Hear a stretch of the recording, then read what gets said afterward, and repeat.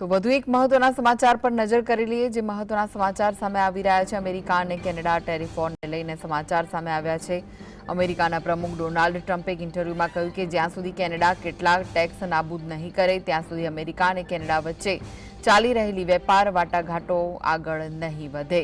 તેમણે કેનેડાને ખરાબ વર્તન ધરાવતો દેશ ગણાવ્યો। તેમણે કહ્યું કે અમે કેટલાક ટેક્સ ખાસ કરીને ડિજિટલ સર્વિસ ટેક્સ દૂર કરવાની માંગ કરી રહ્યા છે જે સોમવારથી લાગુ થવા જઈ રહ્યો છે અને એમેઝોન ગૂગલ અને મેટા જેવી અમેરિકન ટેક કંપનીઓને તેનાથી અસર થશે।